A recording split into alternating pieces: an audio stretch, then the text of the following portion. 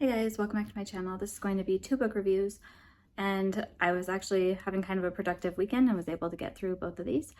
So the first one is going to be The Book of Three by Lloyd Alexander. This is the first book in the Black Cauldron, or The Chronicles of Prydain is what it's called, but if you know the Black Cauldron, then you're going to think of it as the Black Cauldron series.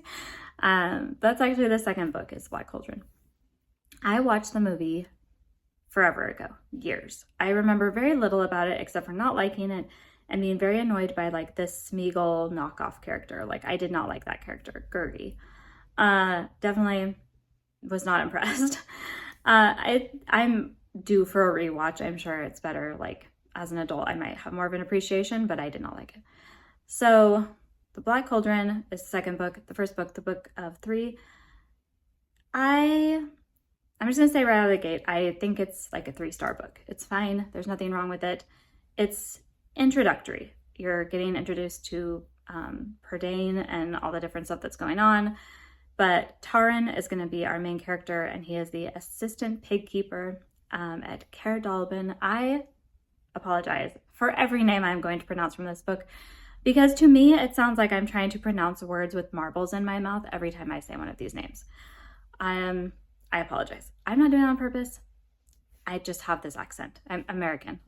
It's very hard for me to say these names. So Taran is watching over this pig that gives visions, and her name is Henwin. She escapes early on in the book because of like the threat of the Horned King coming, and so she runs off and he chases her, and the whole book is like his real mission is to get back Henwin, the pig. But along the way, he meets first a prince. I believe his name is Gwydion. If I'm saying it wrong, once again, sorry.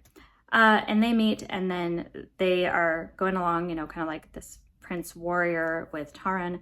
And then they get captured by the bad guys, and they're in prison. While in prison, they're separated, and Taran is saved by the princess, Elanwy. And then a bard joins their group. So they have Gurgi, who's been with them, who's like kind of the Smeagol-esque character. He talks like this: "Oh, poor Gurgi. Gurgi is so sad. Gurgi wants munchings and crunchings. Poor Gurgi is going to be left alone. Gurgi loves the warriors. Gurgi protects the warrior." Like, he talks like that. And it's very similar to Smeagol/Gollum.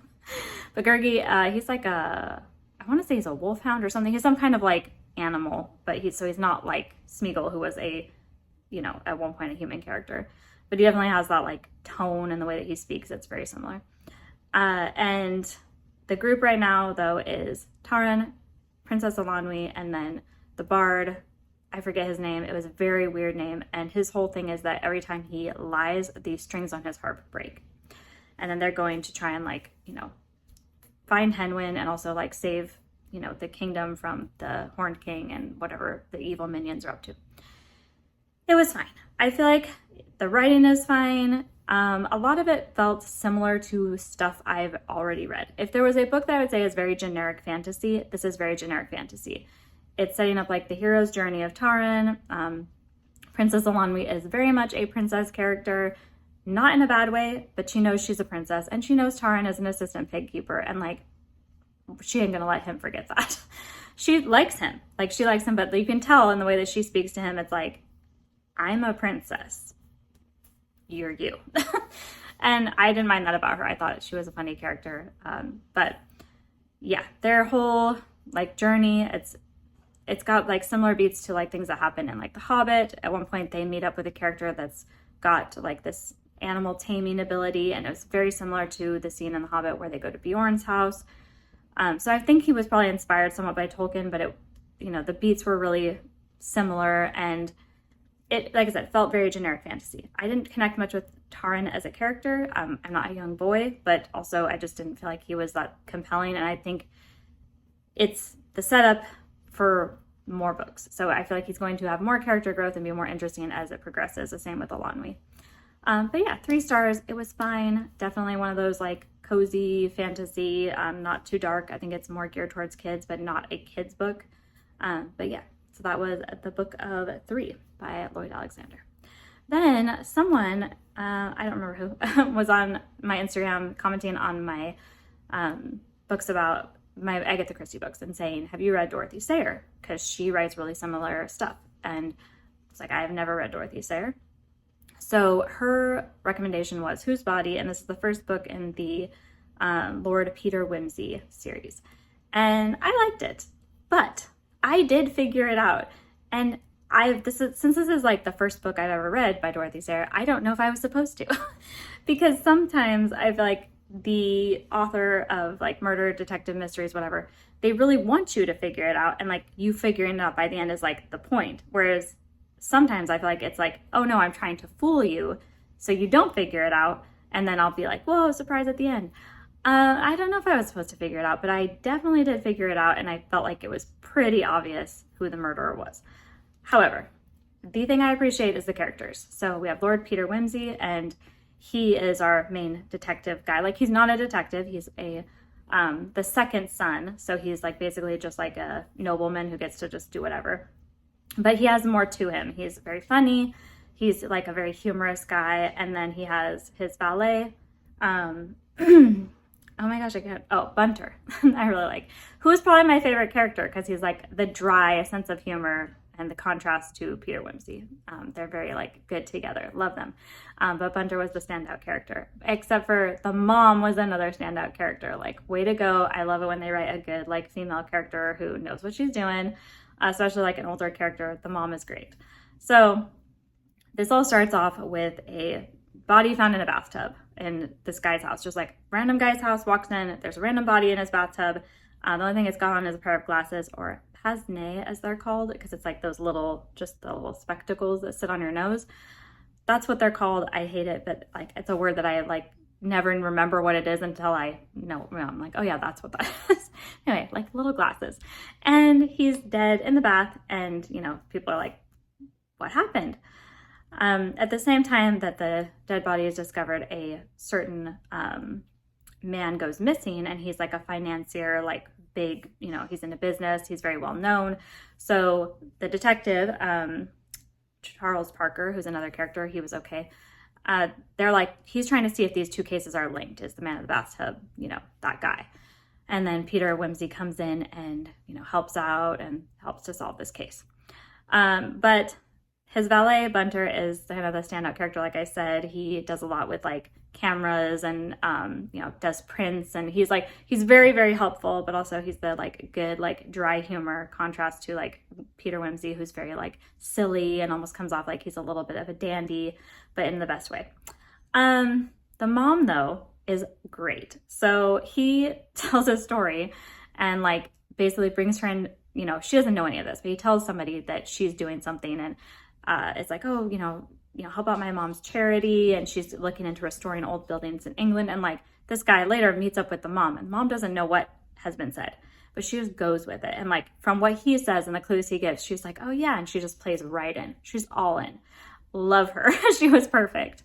I hope she's in the rest of the books because I'll definitely read them. But anyway, so you have the two, like the body in the bathtub and then the missing man, and is it connected? Is it not? Who killed him? Who is this man in the bathtub if he's not this missing man, which they find out he isn't.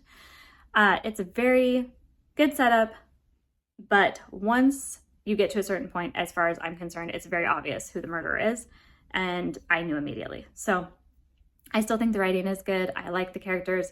Probably 3.5 stars, maybe 4 stars from me. But it is also similarly an introductory novel, so you're getting to know Lord Peter Wimsey, Bunter, Charles Parker is the detective, and it's kind of just the setup for these characters. But overall, fun, super quick read. I really enjoyed it.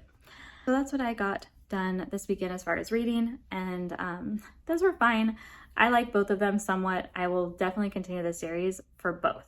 I really want to see if the next book, The Black Cauldron, is better, if it improves a lot on the characters, and you know, we get more of their like story and more in-depth, you know, character analysis. But for Dorothy Sayers, I do really like it. It is written, I think, in 1923. So the language, though, it's a little bit like some of the stuff I was like, oh yeah, you know, that might be hard to follow. But I do feel like the humor really is like, it works regardless. I feel like there was funny parts in the book. So that's what I read. Let me know what you're reading in the comments. If you have any recommendations, I'm always like happy to take those.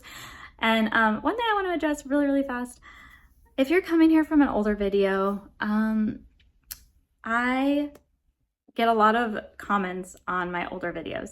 And one of my older videos is a review I did with Anne with an E.